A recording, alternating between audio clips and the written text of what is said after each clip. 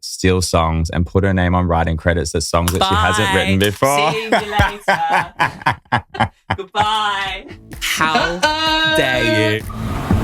Call me a criminal. Today, we're going to be talking about the most underrated new music of 2024 so far. The next one I have chosen is Just for Fun by Beyonce. I'm going to say, how can one of the biggest pop stars in the world have an underrated song, by the way? Well, I'm going to explain this to you in a second. I mean, that's the whole premise of the podcast, is that even the biggest artists have underrated music. But, you know, it's fine. I'm going all out just for fun. I am the man, I know it. And everywhere I go, they know my name. So I laugh and I lie and the coyotes cry and time moves quickly and so do I, so do I. So I'll say my goodbye. You might well be asking the same question that Ben did, and that is, how can the biggest artist in the world be underrated? One of the biggest, not the biggest. Yes, okay, whatever. So I chose this song because, like, I believe, and yes, the podcast in general believes that, and that's kind of what the podcast is about, is that even the biggest artists in the world can have songs that are underrated and that kind of get lost in the shuffle. And I think with Cowboy Carter in general, it's 27 songs long. Obviously, a lot of them are interludes and stuff, but it's a huge, sprawling exploration of genre and exploration of her family history and everything. And it's my favorite album of the year. Like, I think the whole thing is incredible to me.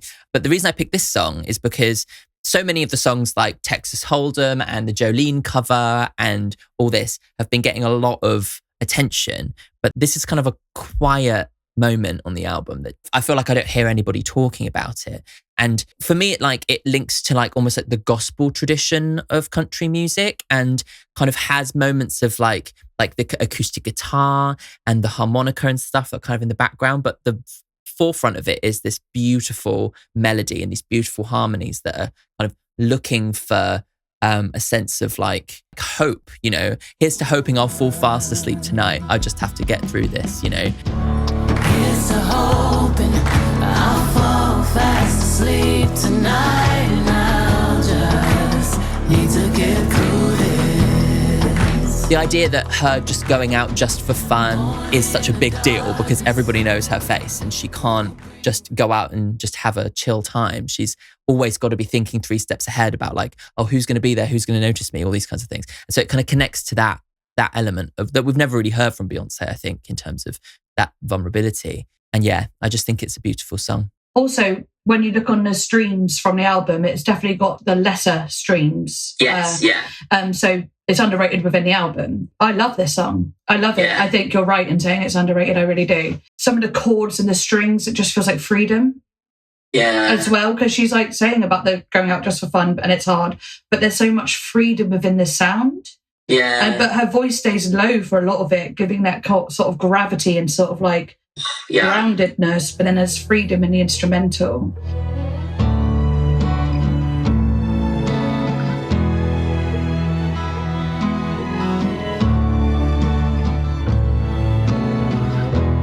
I love the song. I think it's just one of those ones, and it's so fun to jam to when you're singing. Yeah. It's kind of got space in it, hasn't it? So if you want to do some vocal runs or whatever, then you can like really play around with it. It'd actually be one of my faves from the album. Yes, Fern, me too. And I haven't heard anybody else talk about it online. There are a couple of other songs I considered for this. I considered Bodyguard and I considered Two Hands to Heaven, but they had a lot more streams and a lot more people have chatted about them and seen TikToks and stuff about them. Whereas this one, I feel like I haven't heard anybody talk about it. So yeah, I had to pick it. Ben, have we convinced you? No. Absolutely not. You've reaffirmed original thoughts I've had of the wasp, as I refer to her as, not this little beyhive that you all wasp around in. No thanking you. So it sounds like praise you. Well, that makes sense because she generally will steal songs and put her name on writing credits to songs that she hasn't written before. See you later.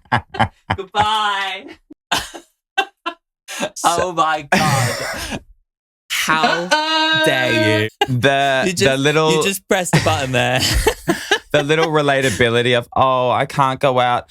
Does she work 9 to 5, y'all? Like she claimed on that stupid other Break My Soul song? No. So I don't get how everyone's claiming that, you know, she's this relatable queen. She ain't relatable. It ain't a hard life to not be able to go anywhere. You can go places. You got enough money. I don't buy any of this vulnerability shit.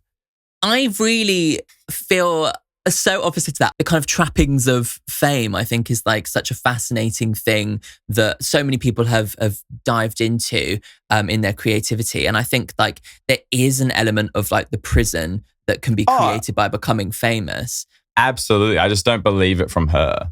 Because she's never been attainable ever. Beyonce, for me, is not personable. She's not someone who will go out and fight for things. She's just not an accessible person. She's coming what Taylor Swift is becoming. However, Taylor's a lot better at marketing it. Like, Beyonce, to me, is just not relatable. Yeah. I can understand that, though. I do. Yeah. She's fucking huge. Like, she's such a huge person. Also, she went back to her husband who cheated on her. So that is just like a side but I think that's beautiful. Like, so that's real. That's real. That's a great role model for women. Take back your man who cheated on you. Oh my God. Okay. Oh my God. And then they did an album and then he did an album and then they did one together. I know all this bullshit. Yes. I'm not going to get into it here because it's too deep. But like for me, Beyonce is creating like art that is like head and shoulders above a lot of what her contemporaries are doing in the way that it's so well thought out. It's so well put together. It has multi-layered concepts and things that go into it. Like you say that she steals music. I say that she references and uses specific music references to tell you a story that connects to her history, connects to the history of the genre. That's all about what these three albums it's sampling and it's used like that's what hip hop is literally how that started. It's all about sampling funk, soul, and all. But is she hip hop or is she country? She uses a lot of hip hop in her stuff, especially even in this album. She's used quite a bit of hip hop moments. She might be as a character, like because we're talking about character, whatever. Maybe she's a bit elusive and doesn't really stand out in front of the people, but she will sometimes get on a song and open a bit of that part of her up. You know, that's a weird way of saying it, but I know what you mean. Yeah. Emotionally. Yeah. You know, so yeah, we don't like know much about her like in media, but then she'll come out with a song, and if you're listening, you'll get to know her. Yeah. I think so too. This Beyonce conversation could go on forever. But yeah, at the end of the day, like got two extremists over here.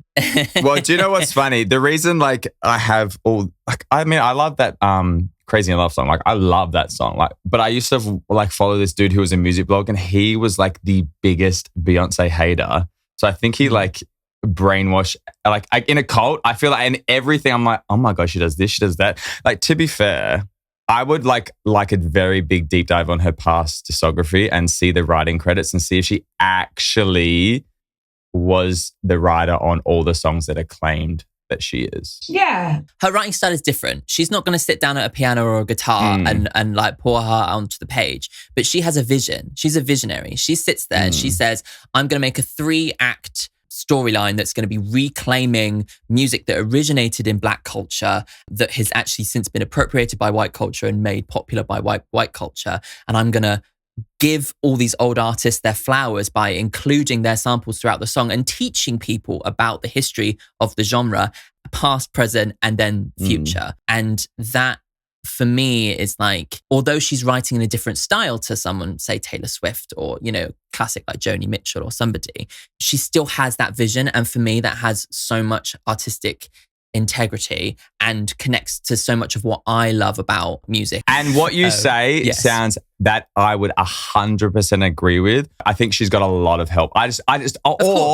Or there's just nothing vocal. It's like if it's only ever going to be in your music, you as a person in the media, I don't know anything she stands for. She doesn't necessarily stand there and say it, but I think she knows that as an artist and as a visionary, the best thing that she can do is teach people through the music. And I think that if anything, all the furore around her doing country music has really revealed the kind of racism within the genre, and actually has like, they're making her point by like, you know, country radio, like threatening not to play her and stuff. And that's the whole point of the album. That is a powerful thing to do, for sure. Exactly. Her country is divided and country music represents that divide, and she's trying to bridge the gap. I don't know, like for me, that's like the greatest political statement. It may not be that she's going to stand up on like and say something on Twitter or stand up on a podium and say it, but she's doing it in the music. And in some ways that can be even more powerful than just standing up and saying it, especially if you have the ability to do that. Yeah. You know? And I think she's done it more with this album than she ever really has, even though she has done it before. But with this album, it's just like it's the biggest protest she's kind of done. Yeah, totally. So it's maybe she is more stepping into that, trying to show bit more of herself now.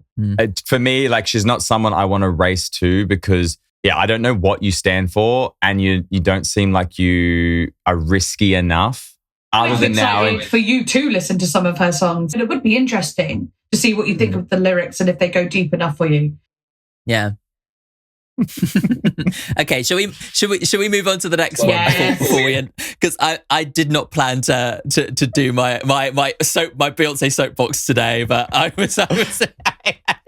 have it in the pocket. Isn't it funny how we get so passionate about certain music? I know, because it's like I don't actually know if I like her voice, to be honest. That's okay, and that really does come down to a taste thing, though, doesn't it? Yeah, so it's going to be interesting if I ever do it, but I don't have high hopes. Kind of how I'm just going to say it now. That's kind of how I feel about Ariana Grande.